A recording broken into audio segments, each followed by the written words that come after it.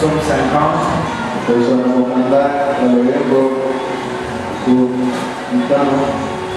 Verset 2. La Bible dit, de Sion, beauté parfaite, Dieu resplendit.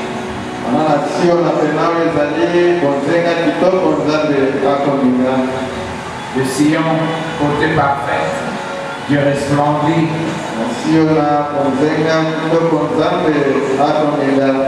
Que le Seigneur bénisse la lecture de sa parole.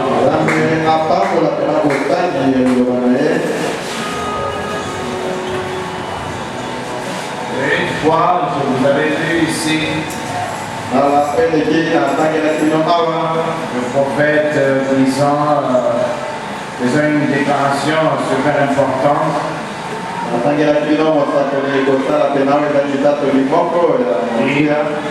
Il dit que notre destinée éternelle n'est pas du tout déterminée par ce que nous voyons et ce que nous entendons.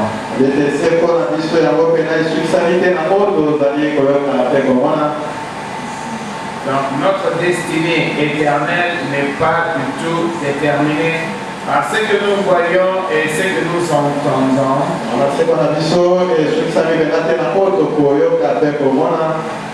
Mais par le discernement de ce que nous recevons concernant ce que nous voyons et ce que nous entendons.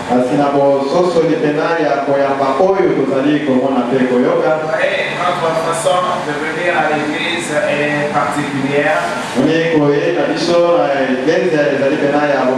Parce qu'en principe, c'est la puissance qui est manifestée dans la lumière du soir qui nous donne l'attitude de l'âge. Nous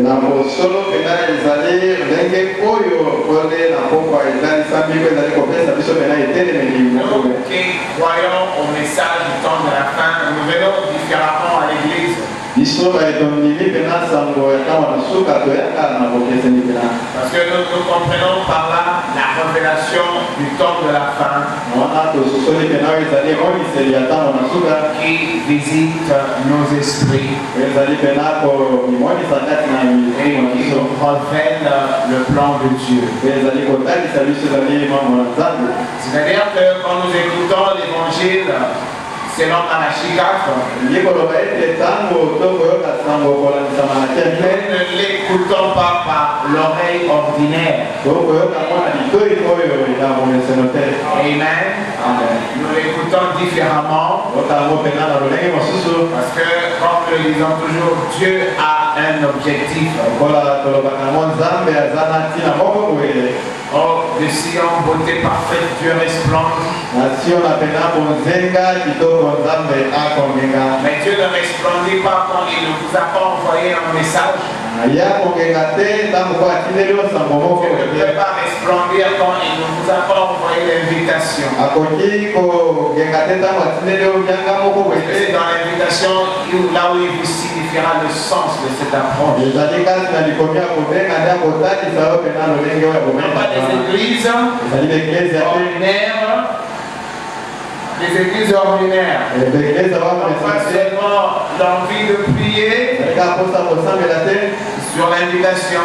Il nous signifiera le sens de cette approche, de ce rapprochement. Alors quand vous allez à lui, vous savez exactement ce qu'il y a. Amen. C'est pourquoi nous disons que quand nous venons, regarder la face du Seigneur, c'est dans la puissance que dégage la lumière du soir. Nous venons différemment de la routine. Notre théologie est différente. Ce n'est pas une théologie des hommes, mais c'est la parole de Dieu vivant révélée. Amen. Et c'est ce que le prophète dit ici. Notre destinée éternelle n'est pas du tout déterminée par ce que nous voyons et ce que nous entendons. Parce qu'il y a beaucoup de gens qui voient et qui entendent. Jésus partout. Et on présente la parole de Dieu partout. Maintenant, le problème, c'est discerner ce que nous voyons et ce que nous entendons. Parce que quand nous discernons ce que nous voyons et ce que nous entendons, ça va nous positionner. Nous, notre devoir en tant que Éphésiens 4 dans le message, c'est de répéter le 7e ange. Et comme nous répétons le 7e ange, nous avertissons le peuple de Dieu que le cri de minuit a déjà retenti. C'est sur là que nous nous basons, disons, le sens de notre intervention évangélique. Il n'y a pratiquement plus de temps. Amen. Au clair, nous ne venons vraiment pas, comme on le dit toujours, en ayant comme objectif le matériel. Le matériel devrait plutôt être la conséquence de l'essentiel de notre foi. Éviter d'aller vers Dieu comme allant vers un féticheur ou un magicien. Et Dieu serait un porte-bonheur pour mieux vivre dans le monde. Nous demandons toujours que en fait, je sais que le Saint-Esprit nous rappelle ces choses. Parce que c'est son rôle dans le message dans le cœur de chaque enfant de Dieu, de l'état actuel du monde, convaincre le peuple de Dieu le sens de ce message. Je sais que le Saint-Esprit fait ça. Amen. Parce que le Saint-Esprit de Dieu est parmi nous pour faire jouer ce rôle. Parce que la tentation est tellement grande. Même ceux du message du temps de la fin deviennent aussi distraits. Je ne sais pas, mais je ne crois pas. Parce que les enfants de Dieu, quand ils viennent. Parce que le fois, il nous arrive de nous poser des questions. Qu'en est-il de ceux qui viennent maintenant dans le message? Ils ne comprennent pas. Non, c'est bon que les ramassis viennent aussi. Mais ceux qui sont de Dieu, effectivement, ils font cette expérience intime. Et ça, en tout cas, ça nous dégage. En fait, c'est comme on dit, l'objectif quand on vient à Dieu, Dieu vient vers vous. Ce n'est pas que vous deveniez, disons, physiquement l'homme le mieux bâti, ou celui qui physiquement présente le mieux, ou celui qui matériellement possédera tout. Ça, ce n'est pas l'objectif de l'évangile. Depuis les apôtres, l'objectif de l'évangile, c'est de vous décourager de l'amour de ce monde. C'est de vous décourager du matérialisme qui existe dans les cœurs des habitants de la terre. Où nous ne sommes là que pour lutter, comment vivre et vaincre les difficultés de ce monde. Si c'était cela, Dieu n'aurait pas, comment dire, gâché la vie de certains d'entre nous. Si on ne vous le dit pas assez, chacun portera son témoignage. Et il y a de ceux-là qui nous ont précédés. Ils sont morts dans la douleur. Ils sont morts avec le nom de Jésus sur leurs lèvres. Et ils sont passés dans aucune délivrance. Et ils ont été mis dans des fausses communes comme des pestes. Dans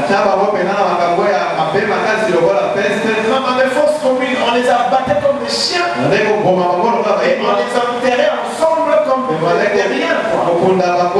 Certains pasteurs, ils témoignent de ce Jésus. Proclamez aujourd'hui être votre libérateur.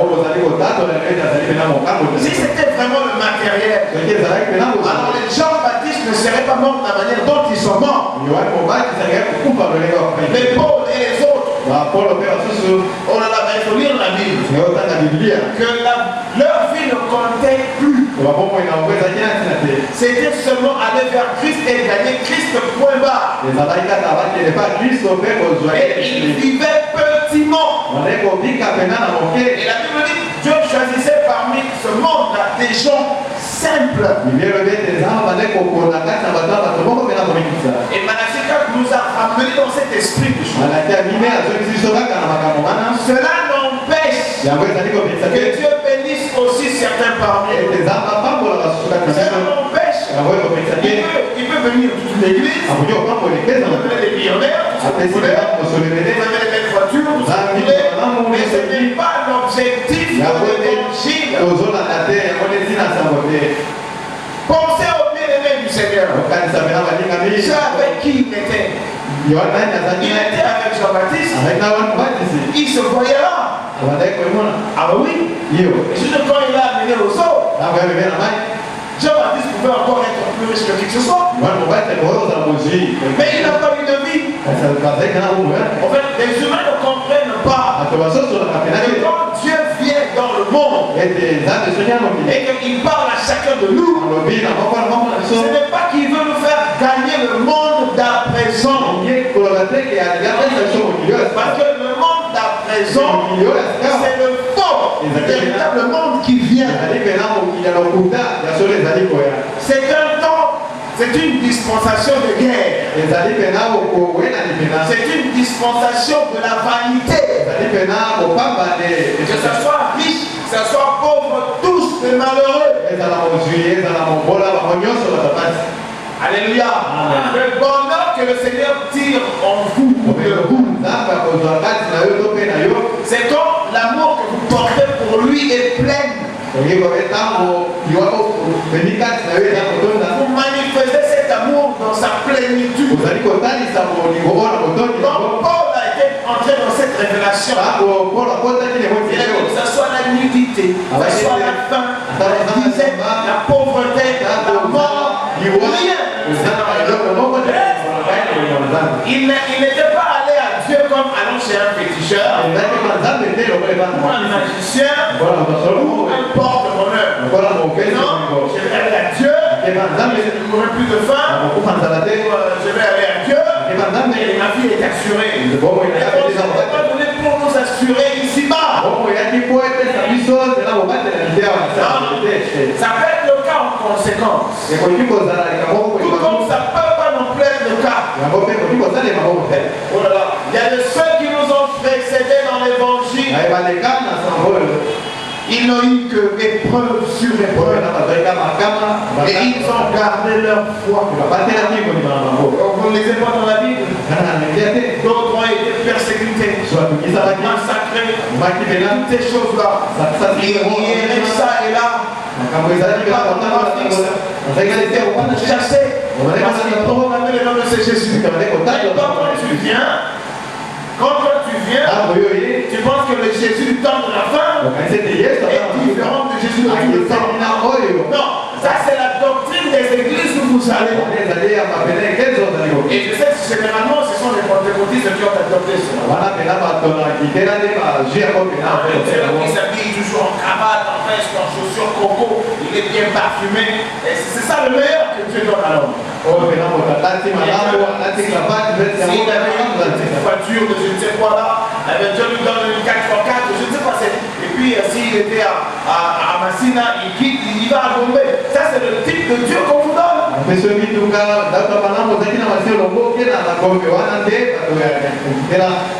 Ou quand vous étiez malade, vous arrivez, vous avez une guérison. C'est ça le type de Dieu que vous donne. L'objectif de l'évangile, c'est de sauver vos âmes. Et quand Dieu a déjà sauvé l'âme, je vous dis que ça lui suffit. Le reste, il peut donner. Mais ce n'est pas ça son objectif. Oh Dieu. Quand vous allez voir dans Apocalypse 3, il a essayé de citer les âges. Celui qui vaincra celui qui vaincra. À celui qui vaincra. Et jusqu'à nous ici. C'est lui qui vaincra. Nous n'adorons pas un Dieu matérialiste. Il cherche nos âmes. Quand il t'a déjà pris, c'est bon. Parce que la gloire qui nous est réservée, la bénédiction réelle qui nous est réservée, ça n'a rien à voir avec une table garnie le matin avec un bon déjeuner complet. Ça n'a rien à voir sortir chaque soir, aller manger dans les restaurants des Libanais en ville. Ce n'est pas ça. Ça n'a rien à voir de circuler en ville et d'acheter des plus belles, comment dire, ensembles qui existent. Alléluia.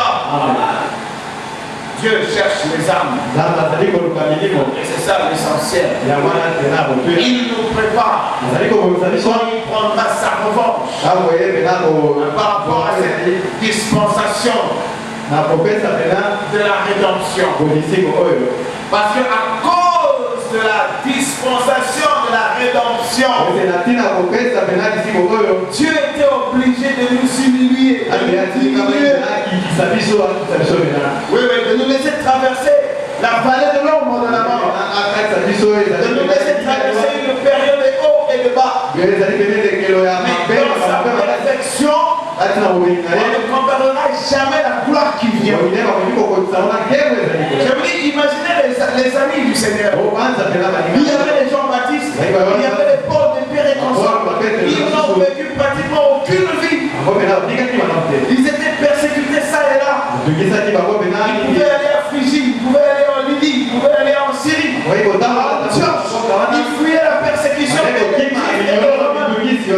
Jusqu'à ce que finalement on mettait la main sur eux et on les exécutait. Comme je vous avais dit la fois passée, aucun apôtre n'est resté vivant jusqu'à sa mort. Tous étaient exécutés par la Rome, exécutés par les Juifs. Et un seul, c'était Jean. Et si Jean était resté, c'est parce qu'il devait entrer dans la dimension pour nous ramener la sécurité dans le livre de l'Apocalypse. C'était simplement ça.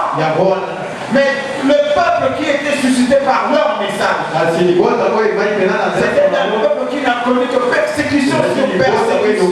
Mais c'était le Jésus tout-puissant qui était au milieu d'eux. Et qui s'exprimait, qui tirait sa gloire dans la persécution que subissaient ceux qui nous ont précédés dans l'évangélisation. Et nous sommes au temps de la fin. Nous avons la présence comme nous croyons en Jésus. Nous avons la télévision et les laptops et les voitures. Ça, c'est de la séduction. Pure et simple.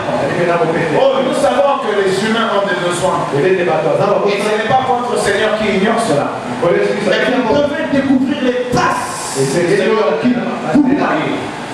devez personnaliser votre Jésus. Vous devez arriver à l'apporter. Oh, vous devez simplement l'aimer. Si vous l'aimez, il prendra soin de vous. Les difficultés pourront toujours être là. Mais il saura comment vous sortir de là. Parce qu'il est Dieu. Il est Dieu. On ne peut en aucun cas le tenir pour menteur. On ne peut en aucun cas le tenir pour un oublieux. Non, lui, il n'oublie pas. Et lui, il ne ment pas. Il a dit, je te soutiendrai. Alors, il te soutiendra. Alléluia. Vous apprenez seulement à exprimer votre amour. Alléluia.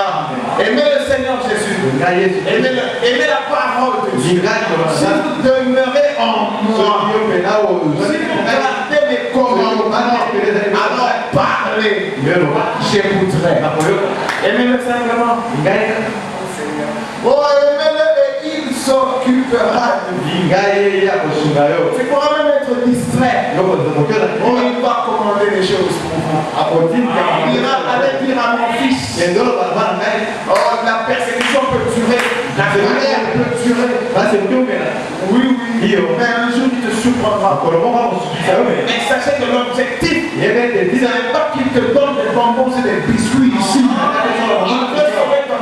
Parce que la récompense à venir est incomparable. C'est minable de gloire que vous cherchez. C'est de la gloire charnelle, un point, un trait. C'est de la gloire charnelle. Le Seigneur se frotte les mains. Lui aussi peuvent être patients. Il peut les surprendre.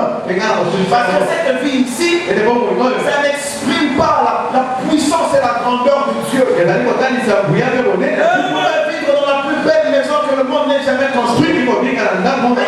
C'est de la pourriture par rapport à la gloire, de la puissance de Dieu. Il n'y a rien ici. Regardez seulement la perfection de la création. Regardez seulement l'immensité de la création. Voilà. Considérez la puissance du Créateur. Vous avez l'unité dans vos bonbons et vos biscuits. Ou vos petites maisons que vous construisez ici. Non. Quand Dieu prendra sa revanche, parce que c'est lui qui nous a diminués. La Bible parle de ce corps de notre humiliation. Oh, que le Seigneur ait pitié de nous et qu'il nous donne le Saint-Esprit, que nous comprenions que ce n'est pas ce corps. Ce n'est pas ce corps du tout. C'est autre chose qui vient. Oh, comme Paul était monté dans des dimensions pour qu'on lui donne des révélations qu'il a éclatées dans les épîtres. Quand il est descendu ici, vous savez quoi? Il a dit, oh, on ne sait pas communiquer avec cette gloire. Aucun vocabulaire lui-même ne sera donné. Alléluia. Gloire à venir.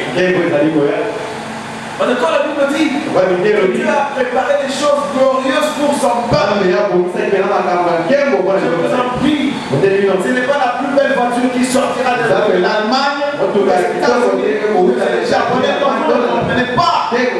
C'est autre chose que c'est envoyé ici. Vous voulez à tout prix gagner ici. Vous gagnerez ici pour rien. Parce que la victoire que vous avez ici, ça ne vous amène que dans la terre, dans la mort, dans l'orgueil, dans la fantaisie. Quelqu'un a-t-il pas vu? De la vanité. Et c'est tout. Et ça alourdit votre esprit. Et la vérité. Le Seigneur ait pitié de nous. Et il nous remplit de son Saint-Esprit pour qu'on arrive à comprendre. Vous savez pourquoi? C'était un vrai montagne. Il avait des grands projets. C'était un garçon intelligent. Et il était classé parmi les grands à venir en Israël. Il était sous les pieds du plus grand professeur à l'époque en Israël. Il devait devenir un grand pharisien. Et il avait beaucoup de projets. Oh, mais quand il a rencontré Christ, il a fait votre face. Quand il est entré dans la révélation de la parole, entré dans la révélation de la parole du Dieu, il a fait 7 ans. Il a compris qu'il n'en était rien. Et quand j'ai compris les profondeurs de Christ, tout ce qui était mes ambitions, je les ai considérés comme de l'âme. Et je me fais qu'un Christ, il est allé vers Christ. Il n'a pas acheté un plus grand palais dans la ville impériale. Paul était aussi romain. Il avait cette identité-là. Il était un garçon intelligent. Dieu pouvait dire que Paul, voilà, c'est un truc qui était libre. L'or et l'argent, on raconte partout la paix. Et il n'achèterait pas dans les petites villes d'aventure. Paul, en tant que citoyen romain, il avait acheté dans la ville impériale. Mais il a erré. Il a oublié cette gloire. Il a rencontré la colonne de feu. Parce que Sophie n'a même pas commenté, on n'a pas. Il fait froid ici, je n'ai pas de temps. Rappelez-moi, le matin, il venait de c'est vrai, ça. On donne l'argent pour en acheter autant. Alléluia. Ils sont restés comme ça, si ça. Amen. Et si aujourd'hui doit être Dieu, le même Dieu, le message du temps de la femme, qui était avec nous, alors nous devons faire attention. Au risque de devenir distrait dans le message du temps. Amen. dans la gloire de l'évangile. C'est une gloire à venir. Oh, Dieu peut toujours te relever. Dieu peut toujours te donner beaucoup de bien ici. Mais sachez que ce n'est pas ça qui réjouit son cœur. Quand vous serez dans la vanité de tout ce que vous possédez, Dieu permet d'être une édification. Dieu peut, dans le fond, il peut pas aussi. Tout est permis, tout n'édifie pas. Quand vous serez dans la vanité de votre réussite matérielle, vous allez automatiquement vous prendre comme un enfant. Vous allez commencer à regarder les gens à partir de votre cœur. Et vous aurez comme un combat. Ça colle à l'homme. Le plus humble des hommes. Par moment, il va se regarder. C'est moi ça. Il va regarder le chariot. Comment il retourne, il dit, mais c'est moi ça. Il va regarder sa belle maison. Qui a une maison comme la mienne. Vous entrerez dans la vanité automatiquement. Vous entrez dans un combat. Alléluia. En fait, je voulais simplement dire ceci. Que c'est que vous ne savez pas. Et que Dieu prépare une vengeance. C'est ce temps ici. Il a dit qu'il va essuyer nos larmes. Le combat est rude. Il va essuyer nos larmes. Je vous ai dit une fois, si c'était Asaph ou David, il s'est plaint du riche qui ne s'occupait pas des choses du temple, qui ne s'occupait pas des choses de Dieu. Mais il a eu tout le temps au temple. Il s'occupait des choses de Dieu. Il vivait dans des choses simples. Par contre, l'incrédule ne faisait qu'évoluer matériellement. Dieu lui a dit, viens ici. Il lui a fait voir la fin du méchant. Il a fait voir c'est par rapport au-delà de la vie. Il dit, toi tu resteras avec moi. Mais l'autre là, il s'en ira. Il s'en ira. Toi tu resteras avec moi. Vous êtes des serviteurs de Dieu. Alléluia. Parce que être serviteur de Dieu, il faut se mettre ici. Chaque enfant de Dieu doit mener une vie de service comme dit le prophète. Maintenant notre vie de service, nous ne la vivons pas à la vaille. C'est cadré. Aujourd'hui, c'est l'âge de la pierre de fête. Aujourd'hui, c'est 7 sur 7 sur 7. C'est 7. Quand on va nous comparer à Esther, on prendra le chiffre 7. Quand on va nous comparer à Enoch, Enoch sera le 7e. Quand on nous comparera à Laodicée, c'est 7. C'est 7 sur 7. C'est 7 sur 7. Amen. Le menu complet à 7 plats. C'est 7 sur 7. C'est la fin. C'est 7, c'est la fin. Alors l'épouse doit se positionner. Alors pour que l'épouse se positionne, la foi vient de ses commandements. Avec les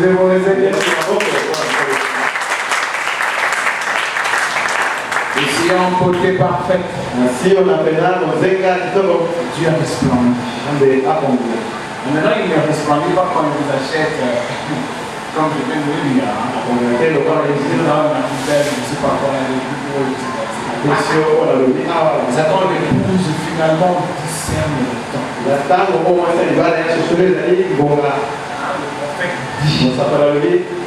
Notre destinée éternelle n'est pas du tout déterminée. Notre destinée éternelle n'est pas du tout déterminée par ce que nous voyons et ce que nous entendons. Entendre, c'est donné à tout le monde. Mais notre destinée éternelle, discernement, nous recevons concernant ce que nous voyons.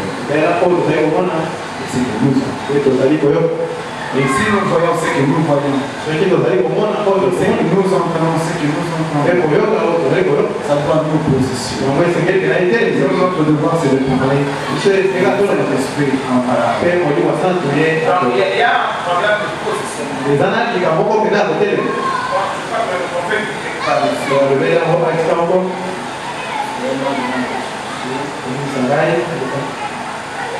Il dit ici, écoutez-moi, je suis dans la foi parfaite. Ainsi, quand un homme vit par la foi, il marche par la foi. Je veux dire la foi en tant que substance. Pas la foi en tant qu'imagination. C'est-à-dire la foi par la révélation de la parole qui arrive jusqu'à vous. C'est ça la foi substance. Être rassuré et sûr de Dieu. Être rassuré et sûr de Dieu. Parce qu'il s'est révélé à vous. Donc, vous le connaissez. C'est ça marcher avec une foi. Foi substance. Écoutez. Je veux dire la foi en tant que substance. Alors, cet homme est isolé du monde entier. Il devient une nouvelle créature en Christ. Maintenant, vous arrivez dans la matière de l'Église. La foi parfaite. C'est la matière de l'Église. Voyez-vous, maintenant, vous arrivez dans la condition nécessaire. La condition pour l'enlèvement. La condition, c'est la position. Qu'est-ce qu'il dit ici? Je pense que je suis dans la foi parfaite. Il dit, il avait la foi avec sa puissance. Comment l'avait-il? Il dit, je ne peux rien faire de moi-même. Pourquoi? Parce qu'il avait confiance en ce qu'il était. Confiance en ce qu'il était. Pour avoir confiance en ce qu'on est, on doit passer par la révélation de ce qu'on est. Vous savez, il y a ceux-là qui sont fils de Dieu et filles de Dieu. Mais il y en a d'autres qui sont seulement des chrétiens. Je vous dis la vérité. Être chrétien, ça ne suffit pas. Vous devez arriver à devenir fils de Dieu. C'est-à-dire, Dieu se révèle à vous. De sorte que quand vous lui adressez un mot, vous savez exactement à qui vous parlez. C'est pourquoi Jésus-Christ, connaissant la réalité des choses, il nous a appris à prier. Il a dit notre Père qui est au Père. Parce qu'il t'a engendré.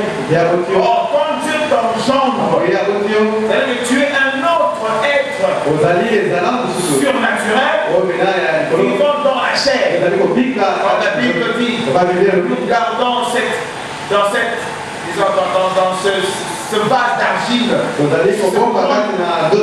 grand trésor, cette gloire de la Shekinah en nous. Parce qu'il avait confiance en ce qu'il était. Il avait confiance dans le fait qu'il savait qu'il était la parole. Voilà pourquoi nous attendons à vous dire, vous qui croyez dans ce message, vous devez être différents. C'est tout. Donc, il avait confiance en ce qu'il était. Qui était-il? La parole. Et il avait la foi en Dieu. Qui avait fait de lui la parole. Maintenant, il faudra que l'épouse accepte à la dimension de la raison de sa foi. Il faut que l'épouse accepte à la dimension de la raison de son appel. Quelle est la raison de cet évangile? Alléluia. C'est ça que nous essayons de voir. Oh, je vous ai amené dans le tabernacle. Le parvis extérieur. On pourra peut-être le voir en détail. Le lieu saint. Mais là, c'est le voyage. Dans le parvis extérieur. Vous n'êtes pas encore arrivé. Parce que le but, c'est pas le parvis extérieur. Vous pourrez toujours entrer dans le lieu saint. Mais ce n'est pas ça l'objectif. Et c'est ce que nous essayons de voir. Afin que vous ayez l'esprit de la chose. Pour aujourd'hui.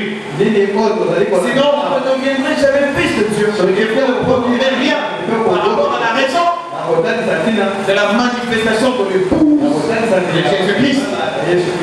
Alléluia. Vous arrivez dans le lieu saint. Mais alors, il y a le Saint des Saints. Je pense que c'était jeudi. On a essayé de voir. Le Saint-Esprit nous a fait improviser par un culte. Et on a vu comment est-ce que le Saint-Esprit exhortait Ruth. Ils ont commencé à se contenter de petites choses. Elle planait, c'était bien. Elle était intéressée à elle. Et elle était heureuse. Mais Naomi lui disait, c'est le passé. Non, tu dois aller jusqu'à lui. Tu dois aller à la plénitude de la rédemption. Il faut entrer dans l'intimité. Nous sommes appelés à entrer dans l'intimité du Dieu vivant. Nous sommes appelés à entrer dans l'intimité du Créateur. Alors il s'est miniaturisé à cause de notre petitesse. Oh, Dieu est si vaste. Il est superbement étendu. Il n'a ni commencement, mais il a ni fin. J'expliquais à un frère ce matin. Même le langage que Dieu a adopté, c'est pour que le message puisse passer. Nous nous disons par Malachie 4, dans l'éternité, il n'y a pas de Père, il n'y a pas de Fils, il n'y a pas de Saint-Esprit. Ça, c'est le langage humain. Vous arrivez à distinguer les choses. Mais aujourd'hui, l'épouse doit être amenée à discerner la profondeur d'un seul Dieu. Ils doivent connaître qui est ce Dieu. Ils doivent connaître qui est Jésus. Et ça ne se limiterait pas là. Il se connaîtra lui-même par rapport à Jésus. C'est ça la raison du message. Ce n'est pas dans les églises ordinaires où vous achetez des voitures et des belles femmes de belles maisons. Ce n'est pas ça. Et vous couvrir deux fois. Vous dans la suivre. Ça n'a rien à voir. L'épouse aujourd'hui, il va être amené à cette profondeur. De l'autre côté, Dieu a transformé son langage. Afin que vous compreniez qu'il est votre étendard. Afin que vous compreniez qu'il est votre Elsadai. C'est-à-dire qu'il vous bénit complètement. Vous compreniez le langage humain. Afin que les humains puissent le comprendre. Mais il est plus étendu que ça. Il est plus étendu que ça. Et l'épouse est appelée à entrer dans cette dimension. C'est à ce moment-là que vous comprendrez que ce n'est plus l'église. Vous êtes l'épouse de Jésus. Et vous partagez la même nature. Par la nouvelle naissance qui amène la vie éternelle dans votre âme. C'est ça la religion de Malachie. C'est ça le 7e sceau. C'est ça le livre ouvert. C'est ça l'Apocalypse 10. Nous devons aller plus haut. Nous devons entrer dans les saints des saints. Et nous sommes des sacrificateurs de la Parce que la Bible dit, il y a un royaume des sacrés. Nous devons entrer là. C'est Dieu qui terrifie et qui tout. Il est plein d'amour. Il terrifie parce que l'homme était poursuivi. Oh, la Bible dit Dieu est amour. Mais s'il a mis des limites. C'est parce que l'homme, comme le prophète dit, était le chèque parfait. Il est détestable. Il est exécrable. Alors tu as mis des limites. Alléluia. Amen. Mais dans le sein des saints, il faut entrer. Quand je méditais, je me disais, alors on peut vraiment entrer là-bas.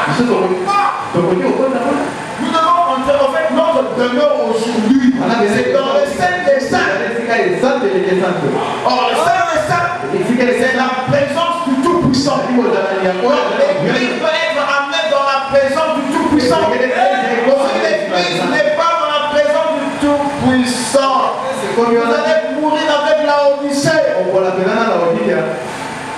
Oh, vous mourrez avec la Odyssée. Mais oh, épouse doit monter plus haut. Plus haut. Amen. C'est pas un faux tour. Pour monter jusqu'à une certaine distance, une certaine hauteur. L'époux, c'est un aigle. Alléluia.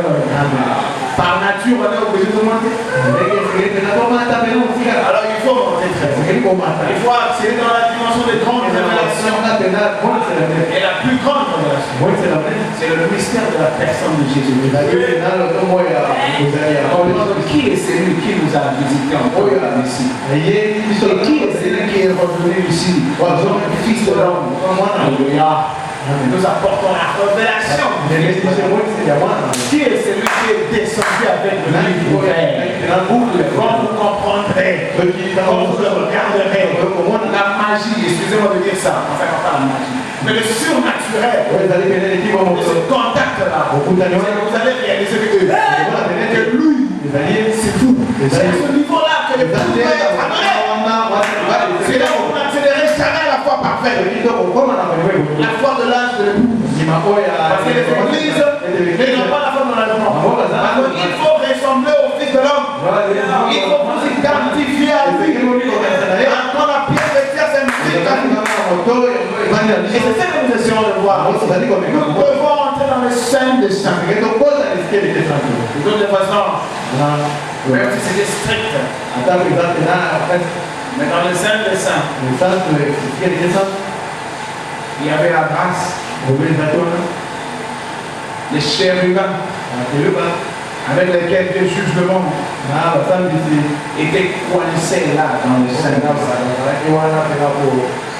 La mort frappait dans le sein des saints, mais la vie se donnait dans le sein des saints. Vous êtes obligés dans le sein des saints. Nous, aujourd'hui, ce n'est pas avec l'ancienne alliance. Mais même quand on voit l'ancienne alliance, était dans le sein des saints. C'est sur la caisse de l'arche. Il y avait le couvercle.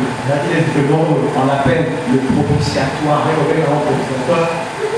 Vous savez donc, Dieu a coincé Dieu dans ses exigences.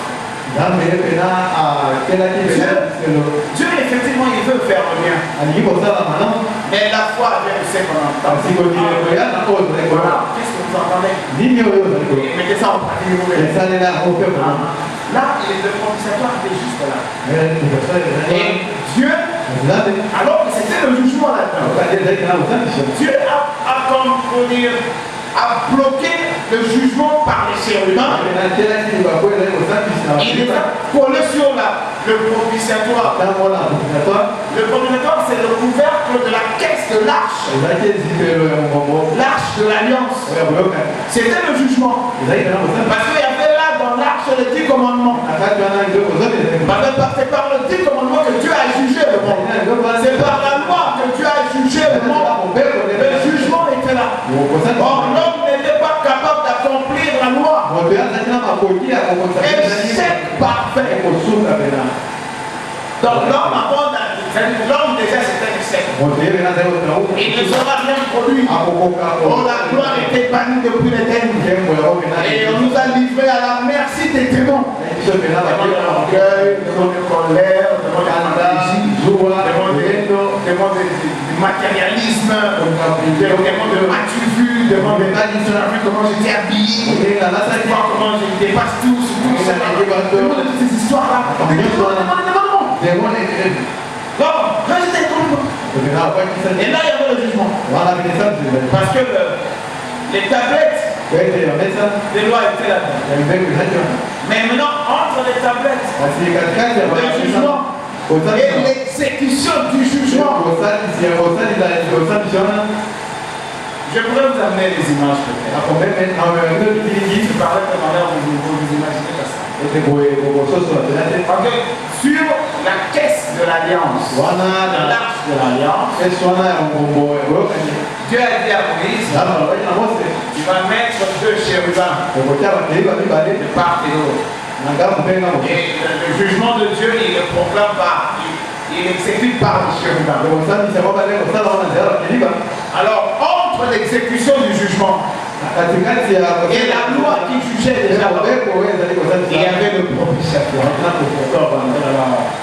C'est-à-dire Dieu coince Dieu lui-même. Dieu, il veut frapper. Dieu, il doit frapper. Parce que l'incrédulité irrite Dieu. La méchanceté l'irrite. Je n'ai pas le temps de tout lire. Mais sachez que la Bible dit la méchanceté irrite. Et le prophète dit, si vous êtes désobéissants, vous n'avez jamais rien. Parce que chaque promesse est liée à une condition. Et c'est la condition de l'obéissance. Vous n'aurez jamais rien. Et il a mis le propitiatoire. On appelle couvercle. Et c'est le propitiatoire qui fait l'expiation. La présence du pardon. Alléluia. Il y avait là et le jugement et la présence du pardon. Chaque année, il arrivait le moment de la propitiation. Aller pour l'expiation des péchés. Alors le souverain sacrificateur prenait dans une sorte de un vase. C'était rempli de sang des taureaux et consorts. Après s'être préparé, il entrait là. Il était tout suffisant parce qu'il était le symbole de Christ Jésus. Il entrait avec ça. Et il prenait de son doigt. Il le plongeait dans le vase. Et il déposait le sang sur le propitiatoire. Or, au-delà du propitiatoire, il y avait la loi. Dans la caisse, il y avait le jugement. Et au-dessus, juste sur le propitiatoire, le propitiatoire veut dire couvercle. Dans le couvercle de l'arche de l'alliance, c'était le pardon. Ça séparait le jugement. La loi, l'exécution de la loi. Et les chérubins, quand tu as dit, quand tu vas mettre 2 chérubins, tu feras que le leur sera sur le propitiatoire. Et tu prendras leur tête. Tu vas les presser comme ça. C'est-à-dire que les chérubins, ils vont continuer à mouvoir le sang sur le propitiatoire. Parce que c'est sur le propitiatoire que le sacrificateur déversait le sang par son corps. Il devait le faire 7 fois. Deuxième fois, le sang se répandait sur le propitiatoire. Comme les chérubins, leur tête était baissée. Donc symboliquement, le jugement était condamné. Donc le jugement avait perdu tout son sang dans une saison de mort, de la mort. Comme ça. Et il regardait comme ça, continuellement. Qu'est-ce qu'il y avait sur le propitiatoire? Le sang. Alléluia. Ce qui faisait que Dieu restait au milieu du sang. Parce que l'envie de Dieu, le désir de Dieu, comme nous le disons, c'était depuis l'Éden. C'est l'homme qui avait coupé la communion. Ce n'était pas Dieu. Dieu avait créé l'homme pour la communion. Alors que l'homme n'était pas encore amené à sa rédemption parfaite. Et voilà toutes ces démarches que Dieu faisait. Pour ne fût-ce que rester au milieu de ce peuple.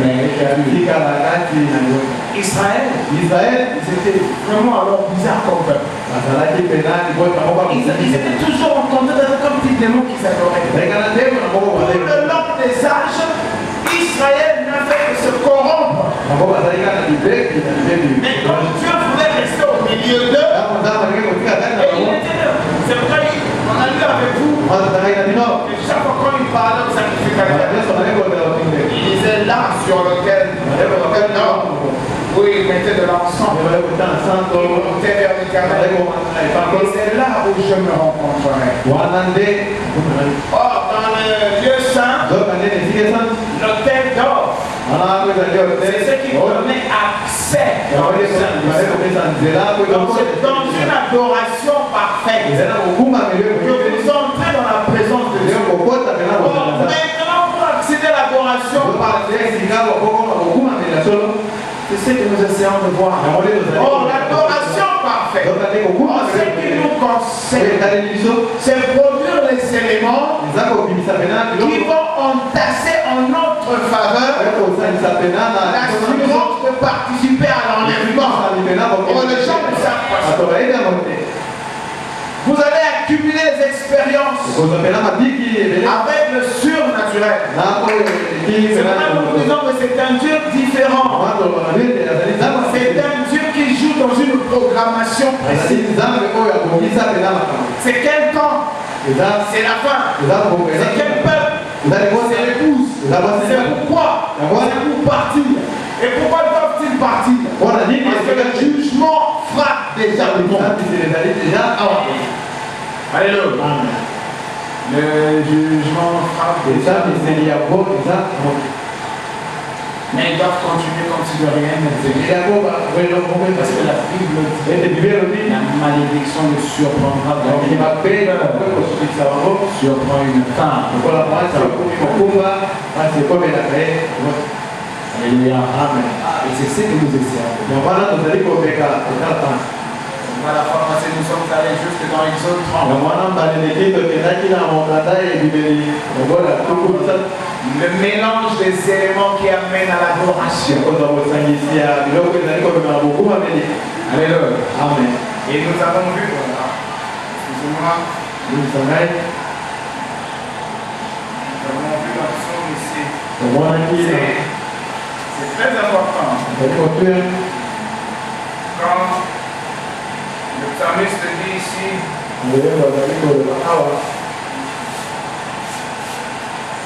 Éternel, je t'invoque, viens en hâte près de moi, prête l'oreille à ma voix.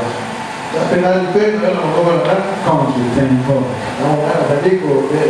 que ma prière soit devant ta face comme l'encens. Tout ce mélange a été pur et été sanctifié. Que ma prière soit devant ta face comme l'encens. Et l'élévation de mes mains comme l'offrande du sol. Et je vous avais démontré ici avec Paul. N'est-ce pas, comme on a parlé de 1 Timothée 2:8. Moi, je n'ai pas oublié. Je veux donc que les hommes prient en tout lieu. Ah ben alors il faut prier en tout lieu.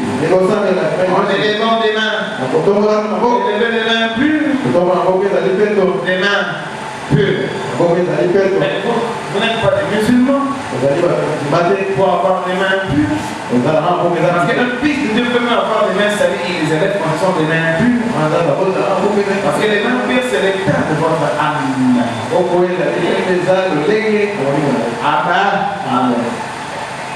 Ah là, c'est encore une fois de manger l'âme. L'âme, c'est l'état de votre âme. Comment vous vivez par rapport à la parole? Comment vous êtes obéissant par rapport à la parole? Comment vous vous humiliez par rapport à la parole?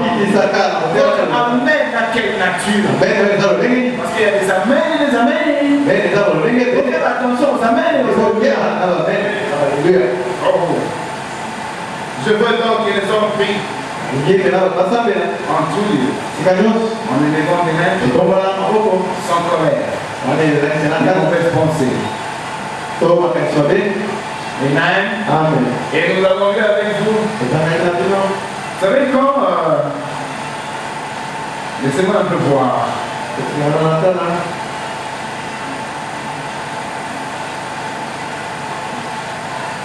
Vous savez, quand j'ai dit ici, quelqu'un parmi vous est-il dans la souffrance? Qui prie. Je vous dis, la prière, c'est la nourriture du chrétien.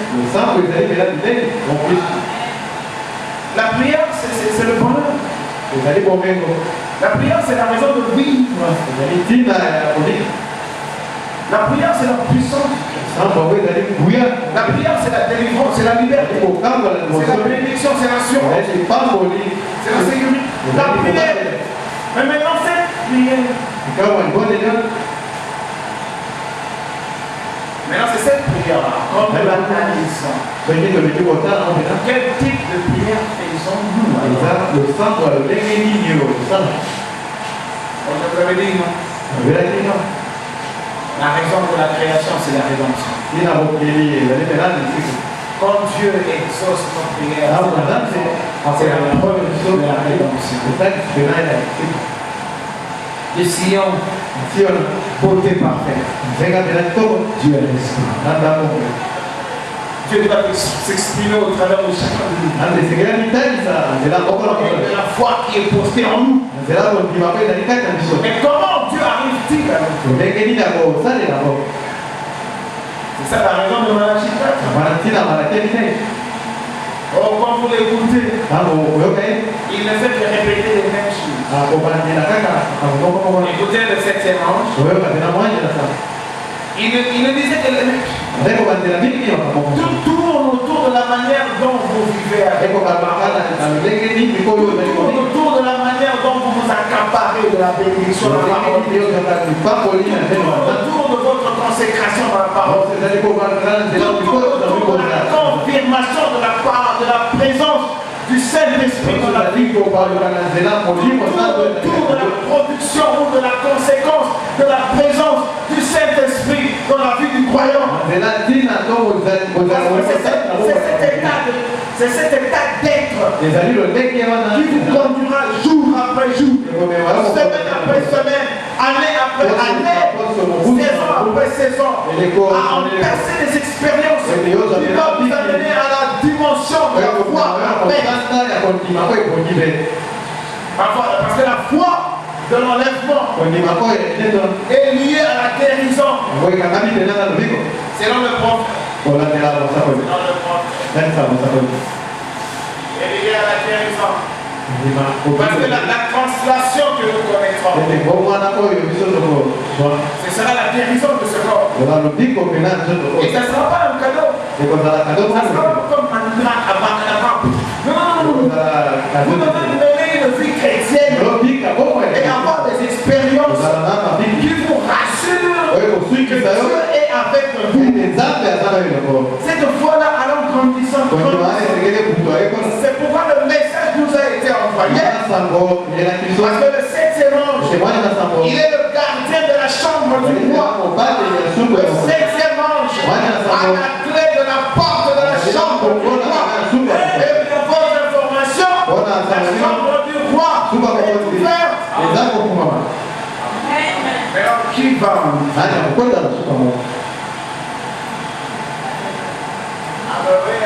il va entrer. Adassa était là, Esther. Avec toutes les autres filles. Mais il fallait que comme Ruth était avec Naomi, il fallait que Esther soit. Bon, il était à Adassa, il est devenu Esther après. La beauté de cette jeune fille a trouvé le roi. Il a été baptisé de son nom d'Adassa. Il a le nom d'Esther. Elle était superbement jolie. C'est la Bible qui dit. C'est le roi Assuérus, le roi des Perses, qui lui a collé ce nom-là. Il avait une belle femme bâtie. Mais voici était désobéissant. Alors comme c'était un vrai roi, il avait des conseillers. C'est cette femme qui doit désobéir. Les femmes du royaume vont imiter ça. Une correction qu'il faut. Et le roi a suivi ça corrigé. On l'a renvoyé carrément. Il fallait remplacer les matchs. Alors on a appelé des filles. Vous savez où c'est les nombreuses, hein? Venez par pour le Seigneur Jésus-Christ. Il faut toujours faire attention. Il y a beaucoup qui sont appelés. Mais la Bible dit. Et c'est tout là. Mais la beauté ne suffit pas. Esther était différente.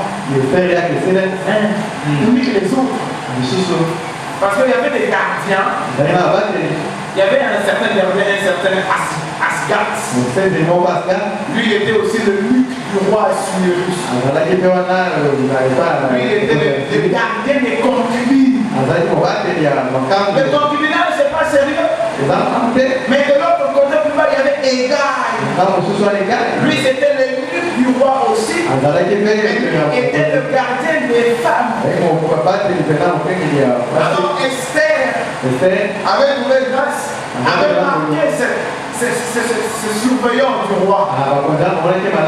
Comme le Saint-Esprit avec Naomi, Esther devait être conduite par le Saint-Esprit pour accéder au roi. Vous n'entrez pas n'importe comment. Qu'est-ce que le prophète a dit? Alléluia. Et Esther était vraiment là. Modeste. Descente. Les autres prennent n'importe quoi. Esther, c'était différent. Et là, il a récupéré. Parce qu'il fallait passer un temps de préparation. Quand le prophète dit que maintenant l'épouse doit se préparer. Il avait carrément ramassé.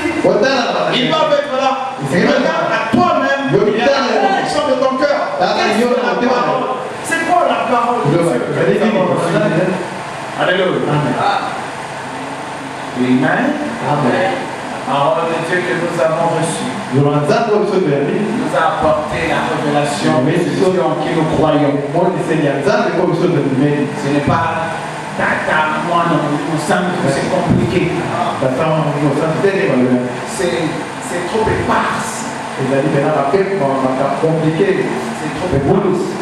Je me rappelle encore quand je cause avec des gens. Il y a longtemps quand ils causent avec Jésus.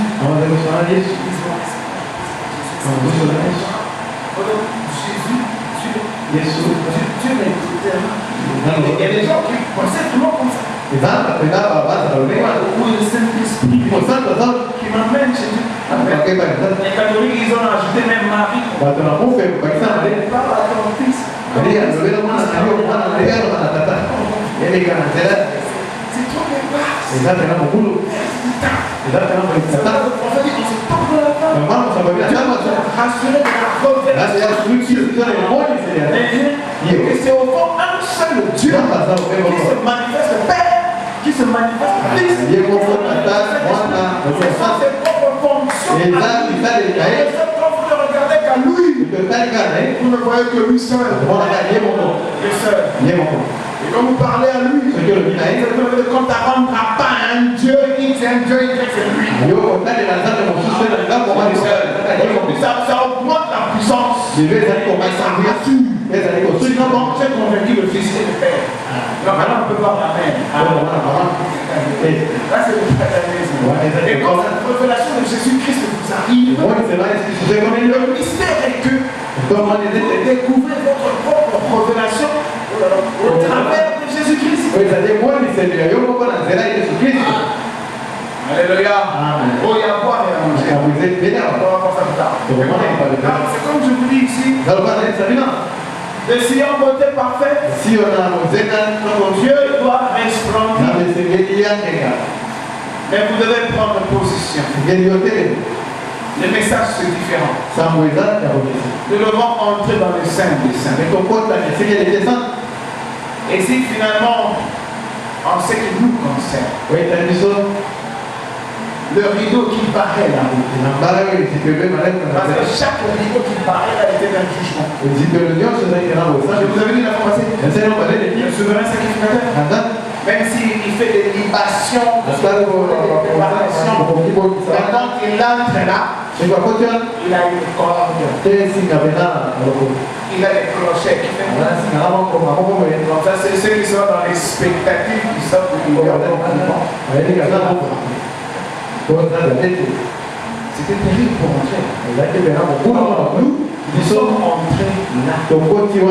Or, comme nous sommes entrés là, nous devons réclamer. Parce que là, dans l'arche, il n'y avait pas seulement que la loi. Il y avait le vase dans lequel il y avait la manne qui symbolisait la vie là-dedans. Il y avait le bâton d'Aaron qui était un bâton sec mais qui a refleuri. C'est un bâton sec. C'est que quand nous sommes dans la présence de Dieu, quelque chose doit se passer. Quand rien ne se passe, c'est toi qui vas rappeler. Parce que toi, en tant qu'épouse, tu as le plein droit de dire à ton mari, les épouses, ils ont beaucoup de mais. Parce que l'autorité de l'époux n'a jamais été fou. Non, l'autorité de l'épouse n'a jamais été fou. Quand Dieu veut sauver Israël, Israël c'est le type de l'église. Et l'église c'est l'épouse. Quand Dieu veut sauver Israël, il a fait souffler Israël de réagir. Il est pas descendu seul. Dieu a manigancé là-bas. Il a envoyé en Égypte un pharaon qui a coulé. Il a coulé. Il dit rien. Il faut le persécuter. Ils sont dangereux. Alors il a transformé leur vie. Depuis qu'ils étaient des citoyens libres, il les a traités comme des esclaves. C'est Dieu qui voulait sentir la traite. Il faut qu'il y ait la traite. Quand Eliezer est allé chercher une femme pour la femme de son fils, de son être, qu'est-ce qu'il a dit? Il n'a pas dit. Il fallait une profondeur. Il fallait une spontanéité. Il a dit, moi je vais ici. Je ferai un signe. Celle qui aura la profondeur. C'est celle. D'autres venaient. J'ai besoin de boire de l'eau. De l'eau. Vous pouvez faire quoi? Parce que moi, j'ai beaucoup à faire. Je lui donnerai de l'eau qu'à vous de toute façon. Jeune fille, j'ai besoin de l'eau. Et plus, elle donne qu'à mais il fallait dire, quand Rebecca est dit, jeune fille, je veux de l'eau. De l'eau pour vous. Allez pour les bétails aussi. De l'eau pour vous et pour les chameaux. C'était le signe. Et il faut une profondeur. Il faut une profondeur. L'autorité de l'épouse, c'est toujours pas fou. Dieu les a envoyé une persécution qui a rappelé à Israël qu'il y avait Canaan, qu'il y avait une promesse, qu'il y avait les sons de Joseph, et que Joseph aurait prophétisé quand le libérateur viendra. Ne le laissez pas ici. Ils commençaient à se rappeler de ça et ils ont commencé à envoyer des prières au ciel. Il ne descendra pas si vous ne priez pas. C'est pourquoi le prophète dit, il t'envoie dans la persécution, il t'envoie même des maladies, il t'envoie dans des difficultés, parce qu'il faut prier. Parce que les sillons Côté parfait. Dieu doit s'exprimer. Ah, il doit s'exprimer au travers de vous. Mais si vous êtes distrait, il va attirer votre attention autrement. Faites attention.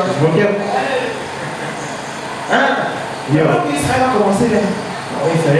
Et quand Dieu descend, il dit à son serviteur, j'ai entendu les cris. Voilà pourquoi je suis. L'autorité de l'épouse est toujours au fond. Il te faut crier Abba Père. Abba Père.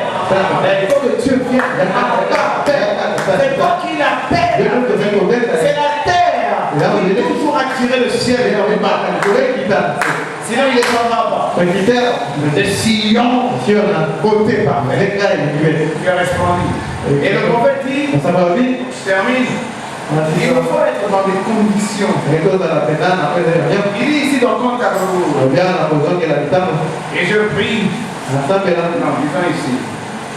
Ce qu'il y a, c'est que nous ne parvenons pas à être là où il faut. C'est qu'il y a. Pourquoi ça ne marche pas? Pourquoi on n'est pas suffisamment spirituel? Pourquoi Dieu ne s'exprime pas? Il dit ce qu'il y a. C'est que nous ne parvenons pas à être là où il faut. Parfois, notre foi ne peut pas nous lever jusque-là. Nous nous énervons et nous battons. Mais ce matin, nous nous efforçons de venir. C'est dans la prière. Il dit au Seigneur avec une espérance nouvelle. Nous nous accrochons à la corde de sécurité. Et sa promesse. Et nous entrons dans la présence de Dieu par le nom de Jésus. Et je prie, te remercions de nous avoir accordé un repos salutaire. Écoutez.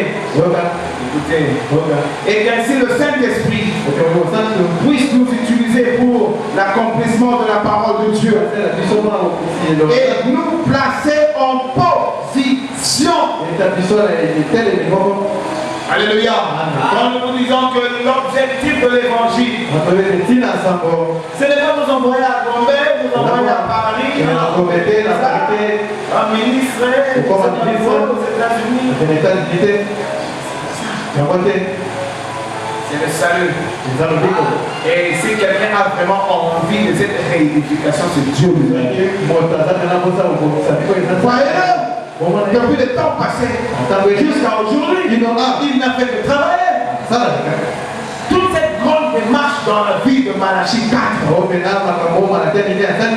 pas pour Malachie 4, c'était pour la victoire de la saison. Et ça se passe dans l'église épouse. Voyez l'ange, il a pris la vie de l'homme en otage. L'homme de Kentucky, il a presque fait que dans l'évangile, l'église à église de prédication, et les avions ne faisant que prêcher, jusqu'à ce qu'on l'a retranché brutalement. On l'a retranché brutalement, parce qu'il fallait libérer l'espace. Parce que le Saint-Esprit doit continuer maintenant à travailler. Alléluia. Amen. C'est par les Éphésiens 4. Voilà pourquoi Dieu lui a dit emmagasine. Sachant qu'il y aura un temps où tu ne seras pas là. Et le ministère de l'épouse, c'est les Éphésiens 4. On répétons exactement ce que l'ange a donné à l'ange. C'est pour que nous soyons différents. C'est parce que nous sommes différents. Applaudissez pour le Seigneur.